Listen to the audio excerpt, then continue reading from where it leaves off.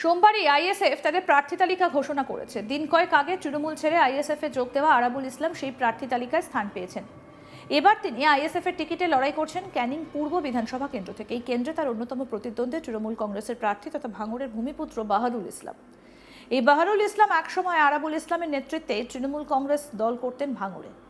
তবে বর্তমানে তিনি শওকত মোল্লা অনুগামী। এবার ভাঙড় থেকে তৃণমূল টিকিট দিয়েছে শওকত মোল্লাকে, আর শওকতের গড় ক্যানিং পূর্ব থেকে টিকিট দিয়েছে বাহারুলকে।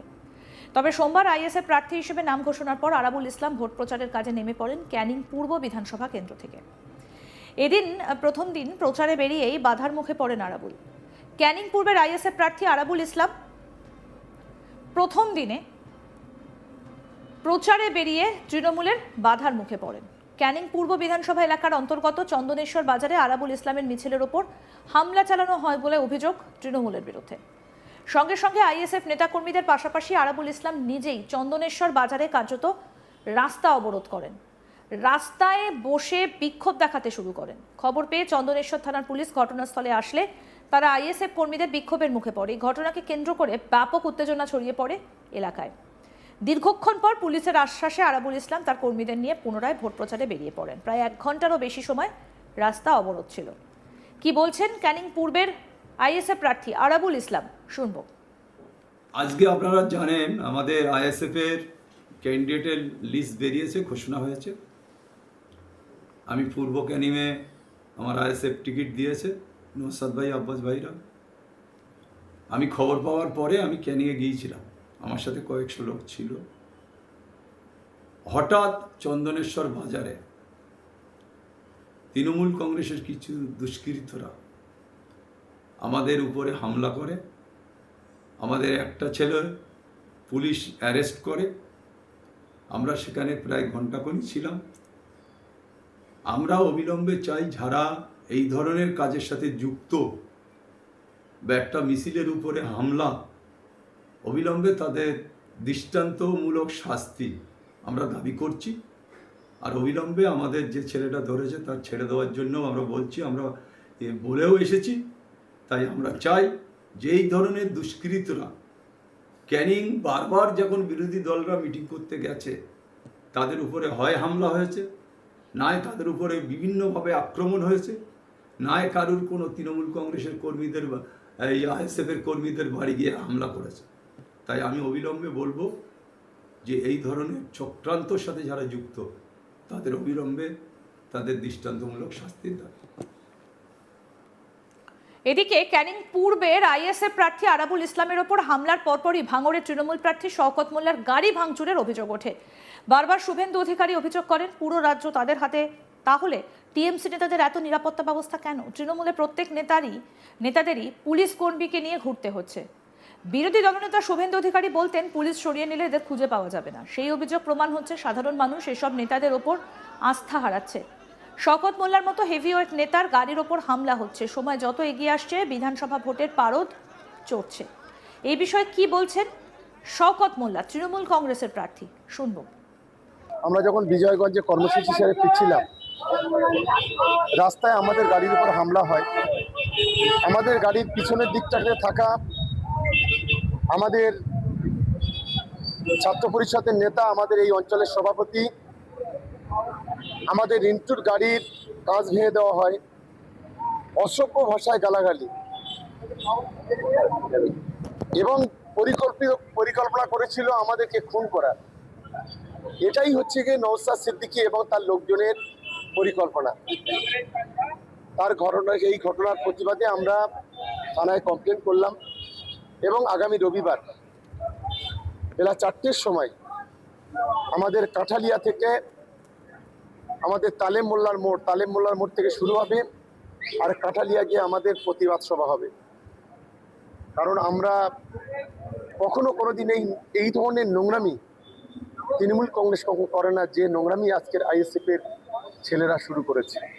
আমরা ওদেরকে খুব ভালোভাবে বলতে চাই, গণতান্ত্রিকভাবে লড়াই করুন। মানুষ যদি আপনাদের রায় দেয় আপনারা জিতবেন, আমাদের রায় দিলে আমরা জিতবো। তাহলে কেন রাস্তাঘাটে পাগল ছাগল লাগিয়ে দিয়ে নোংরামি হচ্ছে? এটা অত্যন্ত নিন্দাজনক ঘটনা।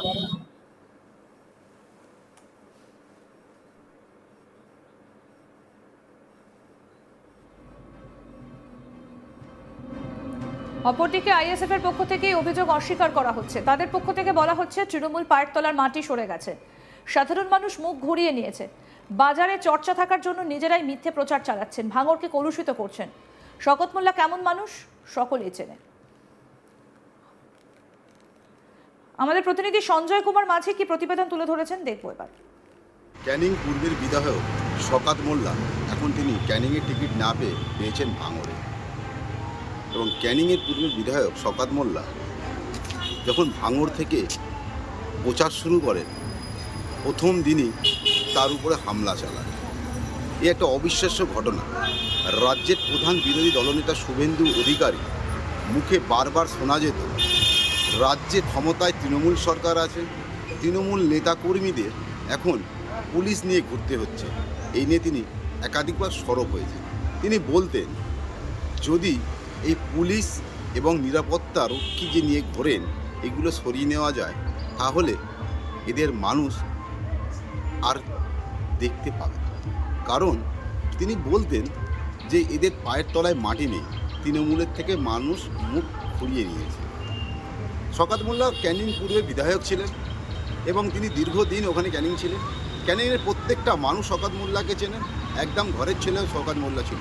কিন্তু পার্টি উচ্চ নেতৃত্ব শওকত মোল্লাকে ক্যানিং থেকে সরিয়ে তার প্রধান প্রতিদ্বন্দ্বী হিসাবে তাকে আইএসএফের কর্মীর বিরুদ্ধে দাঁড় করানোর জন্য তাকে ভাঙড়ে পাঠান এবং ভাঙড়ে গিয়েই তার উপর গাড়ির হামলা, পাশাপাশি তিনি নিজে গিয়ে থানায় অভিযোগ করেন শওকত মোল্লা।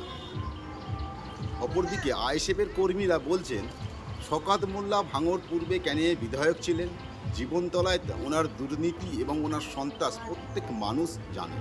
পাশাপাশি তিনি বলেন যে শওকত মোল্লার পায়ের তলায় মাটি সরে গেছে এবং দল বুঝতে পেরেছিলেন যে শওকত মোল্লা ক্যানিং থেকে আর জিততে পারবেন না, কিন্তু তার পরিবর্তে তিনি ওনাকে ভাঙড়ে দিয়েছেন। শওকত মোল্লাকে একাধিকবার সংবাদ মাধ্যম এদের শোনা যেত তিনি বলতেন সরাসরি আইএসএফকে ধুয়ে মুছে সাফ করে দেবেন। হয়তো দল তার এই কথায় প্রভাবিত হয়ে আস্থা রেখেই শওকত মোল্লাকে ভাঙড়ে পাঠিয়ে দেন। কিন্তু ভাঙড়ের মানুষ যে শওকত মোল্লাকে মেনে নিতে পারছে না, ভাঙড়ে প্রত্যেকটা মানুষ জানে শওকত মোল্লা ভাঙড়ে কী করেছেন, কতটা সন্ত্রাস করেছেন। তারই পাশাপাশি এই যে ভাঙড়ে ওনাকে পাঠানো হয়েছে, যে ভাঙড়ে মানুষ যে শওকত মোল্লার এখানে কোনো অস্তিত্ব নেই, শওকত মোল্লাকে মানছে না। ভাঙড় আইএসএফের শক্ত ঘাঁটি হিসাবে পরিচিত। তার প্রমাণ যে শওকত মোল্লার মতন একটা হেভিওয়েট নেতাকে যেতে হলো থানায় শেষ পর্যন্ত নিরাপত্তার জন্য। তাহলে রাজ্যে যে বিরোধী দলনেতা বলতেন যে সাধারণ মানুষ তৃণমূলের উপর আস্থা হারিয়ে গেছে, সেটা কোথাও যেন একটা প্রমাণিত হলো। অপরদিকে আইএসএফ এর পক্ষ থেকে জানাচ্ছেন যে শওকত মোল্লা যে দলের উচ্চতর নেতৃত্বকে বোঝানোর চেষ্টা করছেন যে আগামী 1 মাসের পরে যে নির্বাচনে ভোট বাক্স যখন খোলা হবে, সাধারণ মানুষ বা জনগণ বা গণদেবতা ওনাকে আশীর্বাদ দেবে না। এখন থেকেই তিনি মিথ্যা প্রচার চালাচ্ছেন যে তার উপরে হামলা চালানো হচ্ছে, তাকে ইচ্ছাকৃতভাবে হারানোর প্রচেষ্টা চালানো হচ্ছে, যে হারার পরে যেন শওকত মোল্লাকে উপর কোনো দোষ দল না দিতে পারে। এবং ভাঙড়ে যে তার উপর তার নিরাপত্তার অভাবে তিনি ভুগছিলেন, যে ভাঙড় থেকে যখন তিনি পরাজয় হবেন তার উপর যেন নিরাপত্তা রক্ষী তুলে না নেওয়া হয়, এমন একটা জন্য আইএসএফ পক্ষ থেকে বলা হচ্ছে।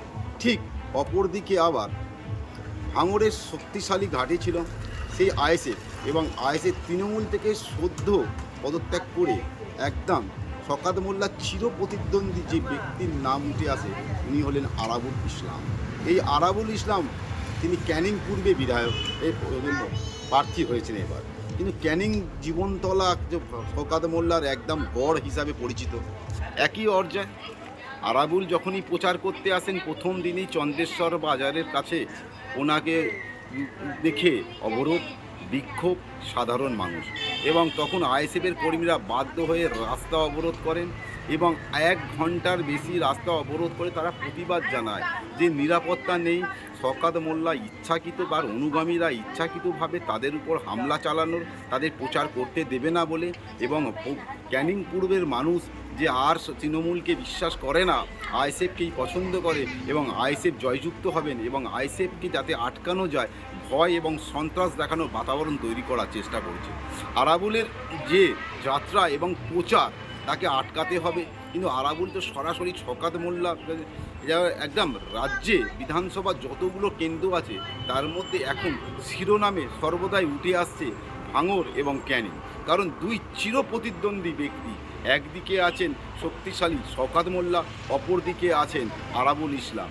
এখন গণদেবতার ভোটে 1 মাস পরে ভোট বাক্সে নির্ধারিত করবে কার শক্তি কতটা নির্ধারণ করতে পারে এবং সাধারণ মানুষের আশীর্বাদ কোন দলের প্রতি যায়, এবং শওকত মোল্লা পরাজয় হয় কি আরাবুল পরাজয় না, শওকত মোল্লা জয়ী হবে কি আরাবুল জয়ী হবে, সেটা তো সময় সাপেক্ষে। কিন্তু এখন সব কিছু মিলিয়েও রাজ্যে যেন এখন আরাবুল ইসলাম শওকত মোল্লা যেন একদম টেজের কাহিনীর মতন নাটকীয় মোড়। প্রতিদিন রাজ্যের রাজনীতি সব অন্যান্য বিধানসভার মতন যেন এই বিধানসভায় একটা চলচ্চিত্র ছিল।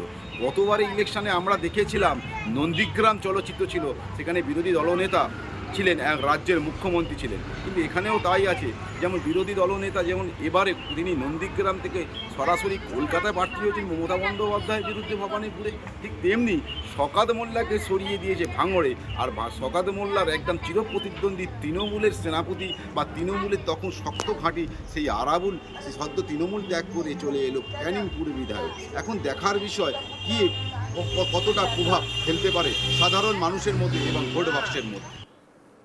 আরও আপডেট পেতে দেখতে থাকুন আজ তাক বাংলা। সাবস্ক্রাইব করুন, নোটিফিকেশন পেতে বেল বাটন অপশন প্রেস করুন।